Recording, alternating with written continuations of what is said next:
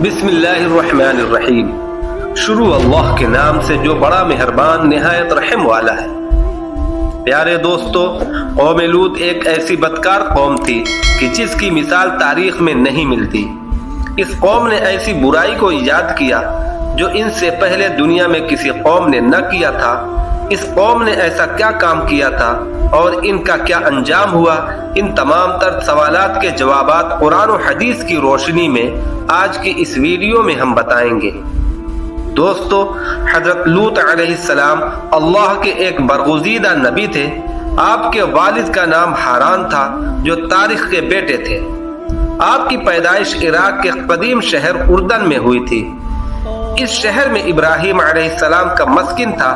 لوط علیہ السلام کے والد حاران حضرت ابراہیم علیہ السلام کے سگے بھائی تھے، یعنی حضرت لوط علیہ السلام حضرت ابراہیم علیہ السلام کے بھتیجے تھے۔ چونکہ حضرت لوط علیہ السلام کے والد ان کے بچپن میں ہی انتقال کر چکے تھے، لہذا حضرت لوط علیہ السلام کی نشو نما حضرت ابراہیم علیہ السلام کی نگرانی میں ہوئی تھی۔ حضرت لوط علیہ السلام اور ان کی بیوی حضرت ابراہیم کی ہجرت میں ہمیشہ ان کے ساتھ رہے ہیں، اور جب حضرت ابراہیم علیہ السلام مصر میں تھے تو اس وقت بھی یہ ہم سفر تھے۔ حضرت ابراہیم علیہ السلام کی بیوی حضرت سارہ اور حضرت لوط علیہ السلام حضرت ابراہیم علیہ السلام پر سب سے پہلے ایمان لانے والوں میں شامل ہیں۔ مصر سے واپسی پر حضرت ابراہیم علیہ السلام فلسطین میں آباد ہوئے اور حضرت لوط علیہ السلام نے شرق اردن کے علاقے میں سکونت اختیار کی۔ اس علاقے میں دو مشہور بستیاں سدوم اور آمورہ تھیں۔ حضرت ابراہیم علیہ السلام کے زمانے میں آپ اہل سدوم کی رہنمائی کے لیے نبوت کے منصب پر فائز ہوئے۔ سدوم کے آس پاس 5 نہایت ہی خوبصورت شہر آباد تھے، جن میں سے ہر ایک کی آبادی 1 لاکھ سے زیادہ ہی تھی۔ یہ علاقہ نہایت ہی سرسبز، شاداب اور قدرت کی فیاضی کا حسین شاہکار تھا۔ یہاں باغان کی کثرت تھی۔ اردن، شام اور اسرائیل کے درمیان بسا ہوا یہ علاقہ نہایت ہی سرخیز تھا۔ وہاں طرح طرح کے اناج، پھل، میوے کثرت سے پیدا ہوتے تھے، اور یہی وجہ تھی کہ آس پاس کی بستیوں کے لوگ بھی اپنی معاشی اور غذائی ضروریات کے لیے ان بستیوں کی طرف آتے تھے۔ سدوم کے لوگوں کو یہ بات بالکل بھی پسند نہ تھی۔ ان کے خیال میں ان کی بستیوں میں پیدا ہونے والے پھلوں، اناجوں اور سبزیوں پر صرف ان کا ہی حق تھا۔ وہ نہیں چاہتے تھے کہ دوسری بستیوں کے لوگ ان کے علاقے میں آئیں۔ ایک دن سدوم کے لوگ اس بات پر غور اور فکر کر رہے تھے کہ باہر سے آنے والے لوگوں کو یہاں آنے سے آخر کیسے روکا جائے۔ روایتوں میں آتا ہے کہ شیطان ایک خوبصورت جوان لڑکے کی شکل میں آیا اور انہیں اپنی عورتوں کے بجائے مردوں کے ساتھ فعل بد کرنا سکھایا۔ اس نے کہا کہ اگر تم ان بستیوں کے لوگوں سے نجات چاہتے ہو جو تمہاری بستیوں میں آ جاتے ہیں، تو ایسا کرو کہ جب بھی کوئی شخص تمہارے علاقے میں آئے تو تم لوگ زبردستی اس کے ساتھ اپنی خواہشات پوری کرو، جس سے یہ لوگ اس بستی میں آنا چھوڑ دیں گے۔ اس طرح اپنی نفسانی خواہشات کے لیے مردوں سے بدفعلی اس قوم کا دستور بن گیا تھا۔ حضرت لوط علیہ السلام نے جب شرق اردن کے علاقے میں سدوم آ کر قیام کیا تو دیکھا کہ یہاں کے باشندے فواحش اور معصیتوں میں اتنے پڑے ہوئے ہیں کہ دنیا کی کوئی برائی ایسی نہ تھی جو ان میں موجود نہ ہو، اور کوئی خوبی ایسی نہ تھی جو ان میں پائی جاتی ہو۔ دوسرے عیبوں اور فحش کاموں کے علاوہ یہ قوم ایک خبیث عمل میں مبتلا تھی، یعنی اپنی نفسانی خواہشوں کو پورا کرنے کے لیے وہ عورتوں کے بجائے امرد لڑکوں سے تعلقات رکھتے تھے۔ دنیا کی قوموں میں اس وقت تک اس عمل کا قطعی رواج نہ تھا۔ یہی بدبخت قوم ہے جس نے ناپاک عمل کی ایجاد کی، اور اس سے بھی زیادہ شرارت، خباثت، بے حیائی یہ تھی کہ وہ اپنی بد کرداری کو عیب نہیں سمجھتے تھے، بلکہ اعلانیہ فن و مباحات کے ساتھ اس کو کرتے رہتے تھے۔ کوئی بھی محفل اس کام کے بغیر ادھوری سمجھی جاتی تھی۔ خاص کر مسافروں میں سے کوئی خوبصورت لڑکا ہوتا تو یا لوگ اسے اپنا شکار بنا لیتے۔ قرآن شریف کی سورہ الاعراف میں اللہ تبارک و تعالی ارشاد فرماتا ہے، اور لوط کا واقعہ جب اس نے اپنی قوم سے کہا کیا تم ایسی فحش کام میں لگے ہو جس کو دنیا میں تم سے پہلے کسی نے نہیں کیا، یا کہ بے شک تم عورتوں کے بجائے اپنی شہوت کو مردوں سے پوری کرتے ہو، یقیناً تم حد سے گزرنے والے ہو۔ ان حالات میں حضرت لوط علیہ السلام نے ان کو ان کی بے حیائیوں اور خباثتوں پر ملامت کی اور شرافت اور طہارت کی زندگی کی رغبت دلائی اور نرمی کے ساتھ جو ممکن طریقے ہو سکتے تھے ان سے ان کو سمجھایا اور پچھلی قوم کی بدعمالیوں کے نتیجے بتا کر عبرت دلائی، مگر ان پر بالکل اثر نہ ہوا، بلکہ کہنے لگے ان کو اپنے شہر سے نکال دو، یہ بے شک بہت ہی پاک لوگ ہیں۔ قوم لوط کا یہ مزاقیہ جملہ تھا، گویا حضرت لوط علیہ السلام اور ان کے خاندان پر طنز کرتے اور ان کا مذاق اڑاتے تھے کہ یہ لوگ بڑے پاک باز ہیں، ان کا ہماری بستی میں کیا کام۔ حضرت لوط علیہ السلام کی نصیحت کرنے پر وہ غیظ و غضب میں آ کر کہتے تھے کہ اگر ہم ناپاک اور بے حیا ہیں اور وہ بڑے پاک باز ہیں تو ان کا ہماری بستی سے کیا واسطہ، ان کو یہاں سے نکالو۔ پیارے دوستو، حضرت لوط علیہ السلام نے ایک بار پھر بھری محفل میں ان کو نصیحت کی اور لوٹ مار، بد اخلاقیاں اور بے حیائی والے برے اعمال سے باز آنے کو کہا، تو قوم نے ان کی اس نصیحت کو نہ سنا اور غم و غصے سے تلملا اٹھی اور کہنے لگی لوط بس یہ نصیحتیں اور عبرتیں ختم کر، اور اگر ہمارے ان اعمال سے تیرا خدا ناراض ہے تو وہ عذاب لا کر دکھا جس کا ذکر کر کے تو بار بار ہم کو ڈراتا ہے، اور اگر تو واقعی اپنے قول میں سچا ہے تو ہمارا اور تیرا فیصلہ اب ہو جانا ہی ضروری ہے۔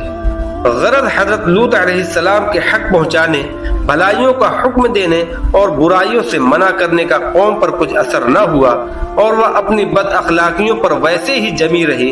حضرت لوط علیہ السلام نے یہاں تک کہا کہ میں رات دن آپ لوگوں کو توحید کی دعوت دیتا ہوں، کیا کبھی میں نے اس کے لیے کوئی معاوضہ طلب کیا؟ کیا کوئی اجرت مانگی؟ میری نظروں میں تم لوگوں کی دینی و دنیاوی فلاح اس کے سوا اور کچھ بھی نہیں ہے، مگر تم ہو کہ ذرا بھی توجہ نہیں کرتے۔ دوستو، حضرت لوط علیہ السلام کی ہزاروں کوششوں کے باوجود ان کے ادھیرے دلوں پر ذرا بھی اثر نہ ہوا، اور وہ حضرت لوط علیہ السلام کو نکال دینے اور پتھر مار مار کر ہلاک کر دینے کی دھمکیاں دیتے رہے۔ جب نوبت یہاں تک پہنچی تب ان پر عذاب الہی کا فیصلہ ہو گیا، اور اللہ نے اپنے خاص فرشتوں کو دنیا کی طرف روانہ کر دیا۔ یہ فرشتے دراصل حضرت جبرائیل، میکائیل اور اسرافیل علیہ السلام تھے۔ پیارے دوستو، جب اللہ نے فرشتوں کو قوم لوط پر عذاب کے لیے بھیجا، اس وقت حضرت ابراہیم علیہ السلام جنگل میں سیر کر رہے تھے۔ انہوں نے دیکھا کہ 3 لوگ کھڑے ہیں۔ حضرت ابراہیم علیہ السلام چونکہ بڑے مہمان نواز تھے، اس لیے ان تینوں لوگوں کو دیکھ کر وہ بہت خوش ہوئے اور ان کو اپنے گھر لے گئے۔ جب دسترخوان لگا تو ان لوگوں نے کھانے سے انکار کیا۔ یہ دیکھ کر حضرت ابراہیم علیہ السلام ڈرے، وہ سمجھے کہ یہ کوئی دشمن ہے جو دستور کے مطابق کھانے سے انکار کر رہے ہیں۔ مہمانوں نے حضرت ابراہیم علیہ السلام کی بے چینی دیکھی تو ہنس کر کہا کہ آپ گھبرائے نہیں، ہم اللہ کے فرشتے ہیں اور قوم لوط کی تباہی کے لیے بھیجے گئے ہیں، اس لیے سدوم جا رہے ہیں۔ اس پر حضرت ابراہیم علیہ السلام کو اطمینان تو ہو گیا کہ یہ دشمن نہیں ہے بلکہ اللہ کے فرشتے ہیں، لیکن پھر بھی انہیں حضرت لوط علیہ السلام کا خیال آیا۔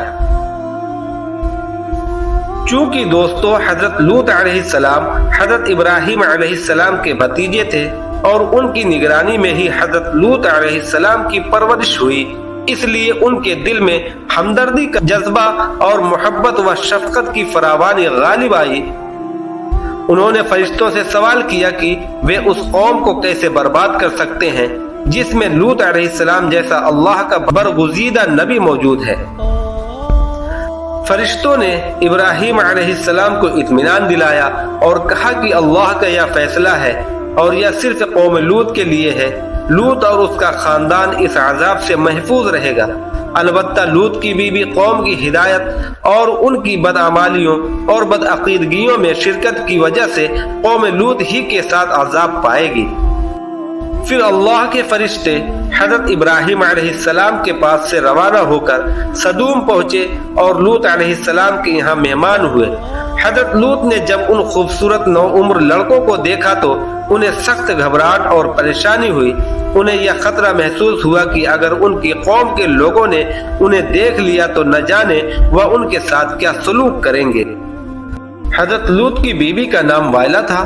وہ آپ پر ایمان نہ لائی تھی، دراصل وہ منافق تھی اور کافروں کے ساتھ تھی، لہذا اس نے جا کر اہل سدوم کو یہ خبر دے دی کہ لوط کے گھر نوجوان لڑکے مہمان ٹھہرے ہوئے ہیں۔ یہ سن کر بستی والے دوڑتے ہوئے حضرت لوط کے گھر پہنچے۔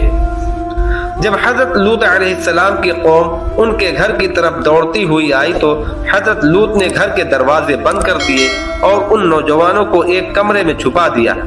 اس بدکار لوگوں نے آپ کے گھر کا گھیراؤ کیا ہوا تھا اور ان میں سے کچھ گھر کی دیوار پر بھی چڑھنے کی کوشش کر رہے تھے۔ حضرت لوط علیہ السلام اپنے مہمانوں کی عزت کے خیال سے بہت زیادہ گھبرائے ہوئے تھے۔ فرشتے یہ منظر دیکھ رہے تھے۔ جب انہوں نے لوط علیہ السلام کی بے بسی اور پریشانی کا یہ عالم دیکھا تو حقیقت سے پردہ اٹھاتے ہوئے فرمایا، لوط، ہم تمہارے رب کے بھیجے ہوئے فرشتے ہیں، یہ لوگ ہرگز تم تک نہیں پہنچ سکیں گے۔ ابھی کچھ رات باقی ہے، اپنے گھر والوں کو لے کر چل دو اور تم میں سے کوئی شخص پیچھے مڑ کر نہ دیکھے۔ حضرت لوط علیہ السلام حقیقت حال جان کر مطمئن ہو گئے اور اپنے گھر والوں کے ساتھ رات ہی کو نکل کھڑے ہوئے۔ ان کی بیوی وائلہ بھی ان کے ساتھ تھی، لیکن کچھ دور جا کر وہ واپس اپنی قوم کی طرف پلٹ گئیں اور قوم کے ساتھ جہنم رسید ہو گئی۔ صبح کا آغاز ہوا تو اللہ کے حکم سے حضرت جبرائیل نے بستی کو اپنے پر سے اکھاڑ دیا اور اپنے بازو پر رکھ کر آسمان پر چڑھ گئے۔ پھر اس بستی کو زمین پر دے مارا، جس کے بعد ان پر پتھروں کی بارش ہوئی۔ ہر پتھر پر مرنے والوں کا نام لکھا ہوا تھا۔ جب یہ پتھر ان کو لگتے تو سر پاش پاش ہو جاتے۔ صبح سویرے شروع ہونے والا یہ عذاب اس رات تک پوری بستی کو نیست نابود کر چکا تھا۔ قوم لوط کی ان خوبصورت بستیوں کو اللہ نے ایک انتہائی بدبودار اور سیاہ جھیل میں تبدیل کر دیا، جس کے پانی سے رہتی دنیا تک کوئی فائدہ نہیں اٹھایا جا سکتا۔ سمندر کے اس خاص حصے میں کوئی جاندار مچھلی، میڈک وغیرہ زندہ نہیں رہ سکتی، اس لیے اسے ڈیڈ سی یعنی بحیرہ مردار کہا جاتا ہے، جو اسرائیل اور اردن کے درمیان واقع ہے۔ اہل سدوم جنہیں پتھر بنا دیا گیا تھا، ان کے بت ابھی تک بحر مردار کے پاس موجود ہیں، جو تا قیامت لوگوں کے لیے ایک عبرت ہے۔